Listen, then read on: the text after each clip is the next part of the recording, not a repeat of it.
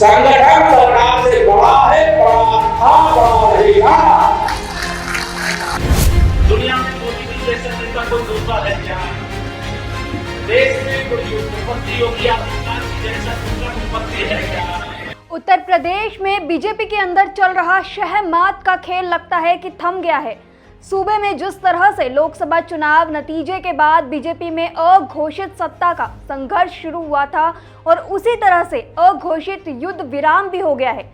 सरकार से बड़ा संगठन बताकर सियासी हलचल मचाने वाले डिप्टी सीएम केशव प्रसाद मौर्य के सुर बदल गए हैं और अब मुख्यमंत्री योगी आदित्यनाथ की शान में कसीदे गढ़ रहे हैं। इतनी जल्दी तो गिरगिट भी रंग नहीं बदलता जितनी जल्दी डिप्टी सीएम केपी मौर्य के सुर बदल गए हैं। इन्हीं बयानों से सियासी गलियारों में चर्चाएं तेज है। दरअसल केशव प्रसाद मौर्य ने रविवार को मिर्जापुर में बीजेपी कार्यकर्ताओं को संबोधित करते हुए कहा कि पीएम मोदी की तरह दुनिया में कोई दूसरा नेता नहीं और देश में योगी आदित्यनाथ जैसा कोई दूसरा मुख्यमंत्री नहीं है।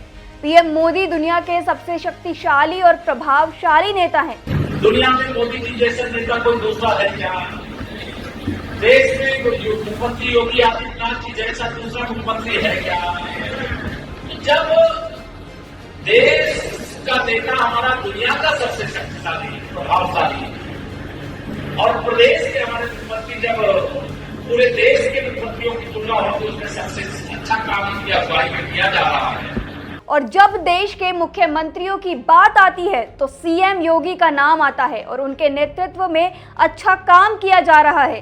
केशव प्रसाद मौर्य के यू टर्न लेने पर सभी के मन में सवाल उठ रहा है कि अचानक क्या हुआ जिसके चलते उनके तेवर ढीले ही नहीं पड़े बल्कि पूरी तरह से बदल गए हैं। उप मुख्यमंत्री केशव प्रसाद मौर्य ने अपने उस बयान से लगता है किनारा कर लिया है जिसमें उन्होंने सरकार से बड़ा संगठन बताया था। इस बयान के बाद अटकलें लगाई जा रही थी कि बीजेपी में सब कुछ ठीक ठाक नहीं है। इतना ही नहीं, लोकसभा चुनाव के बाद केशव प्रसाद मौर्य और ब्रिजेश पाठक दोनों ने ही मुख्यमंत्री योगी आदित्यनाथ की अध्यक्षता में होने वाली कई प्रमुख सरकारी बैठकों से दूरी बना रखी थी।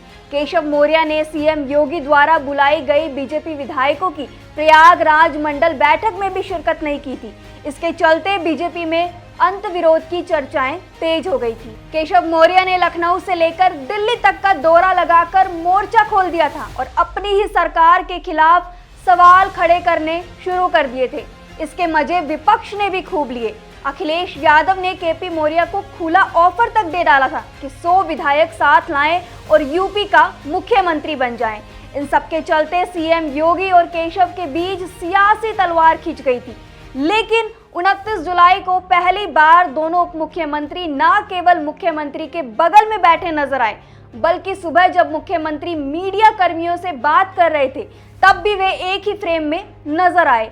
इससे ये संकेत मिलने लगा कि मुख्यमंत्री योगी आदित्यनाथ के साथ उप मुख्यमंत्री केशव प्रसाद मौर्य और ब्रिजेश पाठक का मन मुटाव अब सुलझ गया है।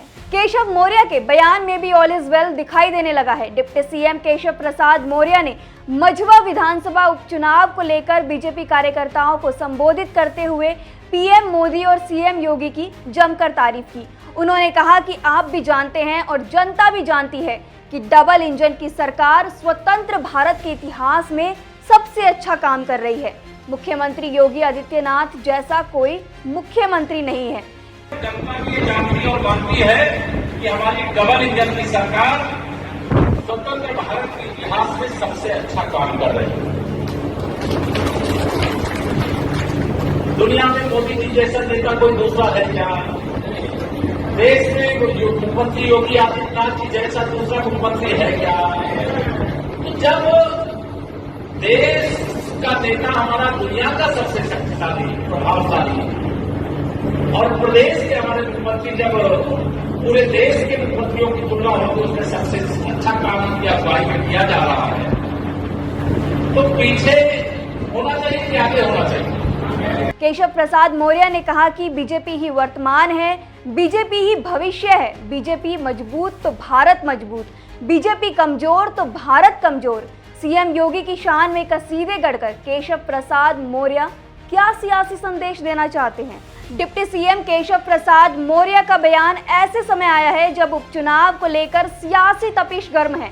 यूपी में बीजेपी के टॉप 5 नेताओं के बीच उपचुनाव वाली 10 सीटों का बंटवारा हो चुका है। सीएम योगी के पास मिल्कीपुर और कटहेरी विधानसभा सीट की जिम्मेदारी है, तो वहीं दूसरी तरफ केशव प्रसाद मौर्य के पास फुलपुर और मझुआ विधानसभा सीट का जिम्मा है। इस तरह योगी और केशव को अपने अपने कोटे की सीटों का जिताने की जिम्मेदारी है। ऐसे में उपचुनाव में हार जीत का असर उनके सियासी कद पर सीधे पड़ सकता है। इसलिए अब ऑल इज वेल का संदेश देने के लिए सारी कवायद शुरू हो रही है। राजनीतिक विश्लेषकों ने सरकार के शीर्ष नेताओं के बीच इस खुशफहमी को हाल की दिल्ली यात्रा के व्यापक प्रभाव के रूप में देखा। बीजेपी राष्ट्रीय संगठन महामंत्री बीएल संतोष और योगी की बैठक के अलावा प्रधानमंत्री नरेंद्र मोदी द्वारा संबोधित भाजपा शासित मुख्यमंत्रियों की बैठक में सीएम और दोनों डिप्टी सीएम की भागीदारी और नीति आयोग की बैठक में मुख्यमंत्री योगी की मौजूदगी ने ही सारे अंतविरोध पर विराम लगा दिया है। इसके अलावा सबसे महत्वपूर्ण बात यह है कि सरकार और संगठन में समन्वय के बिना चुनाव जीतना आसान नहीं है। माना जा रहा है कि दिल्ली की बैठकों में ना सही लेकिन अनौपचारिक रूप से बीजेपी के शीर्ष नेतृत्व में यूपी सरकार के 3 बड़े नेताओं को संयम बरतने की ताकीद जरूर की है। इसके चलते ही विधानसभा के मॉनसून सत्र के पहले दिन ही कार्यवाही शुरू होने से पहले बदले वातावरण के संकेत मिलने लगे। यूपी बीजेपी में सरकार और संगठन के बीच बीते 1 महीने से मची उठापटक के अचानक शांत होने से भी कई तरह की कयासबाजी को बल मिला है।